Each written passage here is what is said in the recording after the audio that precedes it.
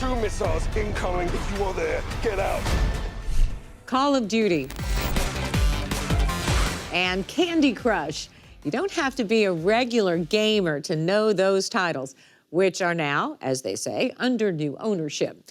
What does that mean for the nearly $188 billion gaming industry and for the players?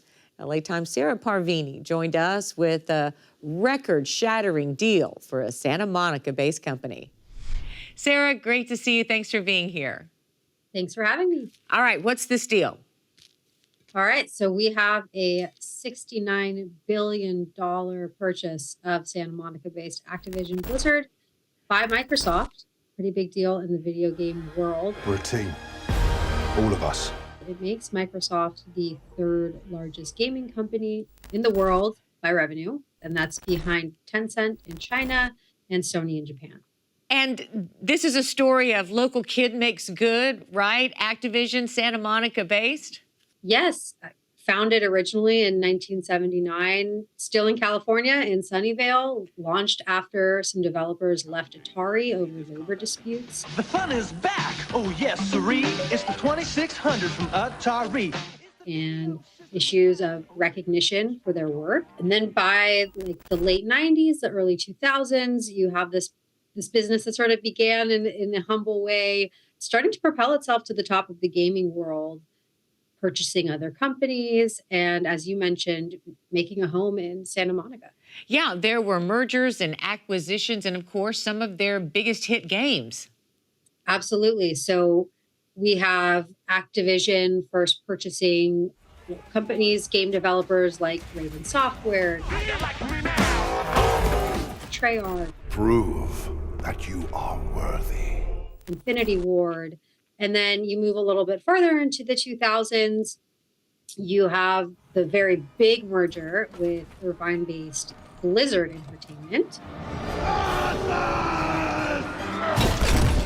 And that was $19 billion deal. And at the time, the largest merger or acquisition in the video game industry. And that's where we get Activision Blizzard versus just Activision. Yeah, and you wrote in your piece that we shouldn't be too surprised because there's been a real change in the gaming industry landscape. Explain that and why Microsoft wanted this company so badly.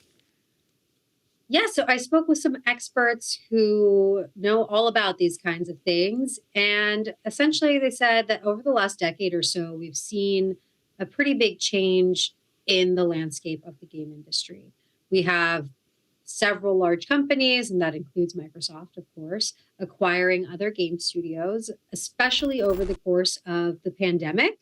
We saw a lot of moves being made just because that industry really skyrocketed when people were stuck at home.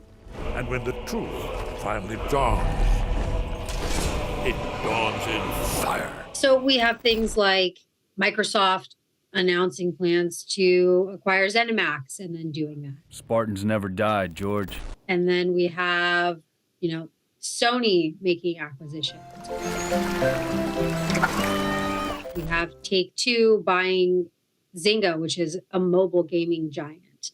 So it's a lot of sort of consolidation, I guess you could say. A lot of these bigger platform holders acquiring some studios and bringing them into the fold. Yeah, you write that it has become, this industry, more about the platform holders than, those folks fiddling around on their computer making up games.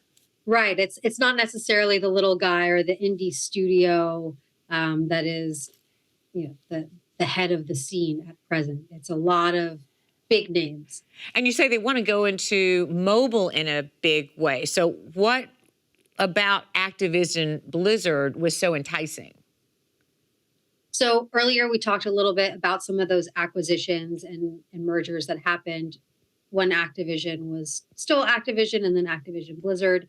Another big one was when they acquired King. Sweet.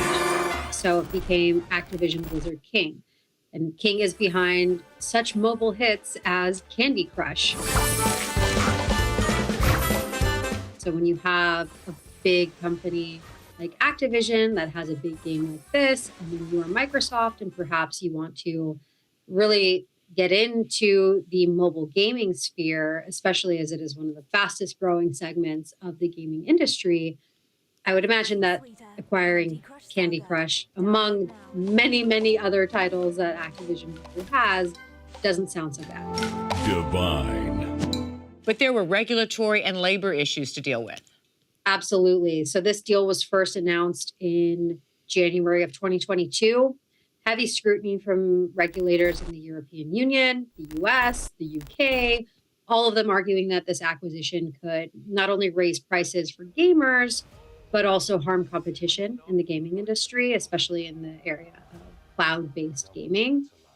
It was more than a dozen countries that had reviewed the acquisition, and it continues to face, opposition from the FTC in the US. With regard to labor, this could mean folks who are trying to unionize or organize at Activision Blizzard may be able to do so with less, I would say, opposition perhaps from the leadership of the company. Microsoft has entered into a neutrality agreement with the CWA and has said that it won't oppose if folks want to start talking about organizing. What's it mean for the consumer, for the gaming culture?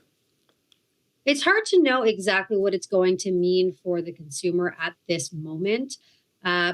Typically, things become maybe a little bit more affordable for gamers when this happens, but the price for the Game Pass on Xbox has gone up.